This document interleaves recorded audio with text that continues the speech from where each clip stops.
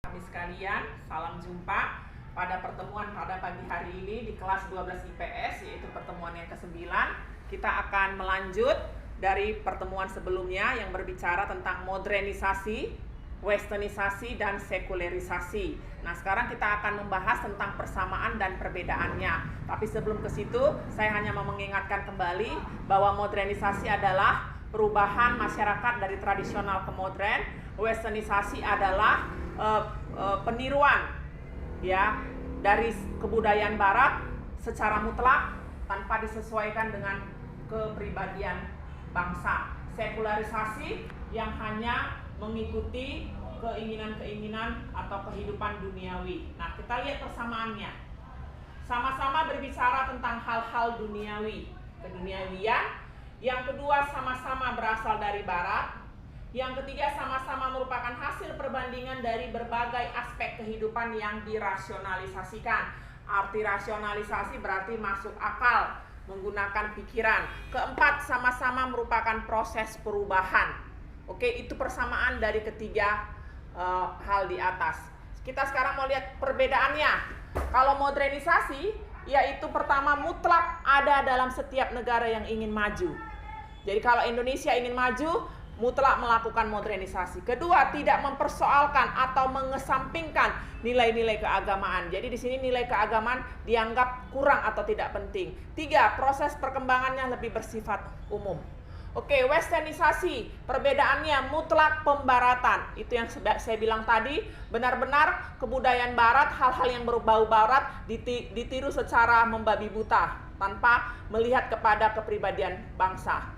Yang kedua, tidak mempersoalkan atau mempertentangkan antara kebudayaan barat dengan kebudayaan setempat. Yang ketiga, kebudayaan barat dipandang sebagai satu-satunya acuan atau pedoman, atau sesuatu yang dianggap baik, itu hanya dari barat, walau sebenarnya tidak. Sekularisasi berorientasi semata-mata kepada masalah duniawi, hal-hal yang bersifat kesenangan, itu ya, duniawi. Yang kedua, tidak terikat kepada nilai-nilai agama dan cenderung bersifat ilmiah saja. Jadi orang ilmiah ini tadi mengandalkan rasionya, akal pikirannya. Jadi bisa, makanya orang barat banyak yang tidak percaya kepada Tuhan karena hanya mengandalkan pikirannya. Tiga, proses perkembangannya terjadi di bidang keagamaan. Oke, itu dia. Nah, sekarang kita lihat proses perubahan sosial dan kesinambungan masyarakat Indonesia. Ya, nah proses penyesuaian terhadap perubahan itu ada yang serasi, disebut dengan harmonious adjustment, yaitulah misalnya di penemuan traktor atau pemakaian traktor, jadi serasi ya di bidang pertanian. Yang kedua, tidak serasi, maladjustment. Nah, ini menimbulkan apa? Bisa anomie atau kekacauan di dalam masyarakat. Oke, kita lihat saluran-saluran perubahan sosial dalam bidang pemerintahan, birokrasi, dalam bidang ekonomi, dalam bidang pendidikan, dalam bidang agama. Nah, ini yang paling penting atau fokus daripada perubahan itu sendiri. Oke, sekarang kita lihat yang berikutnya.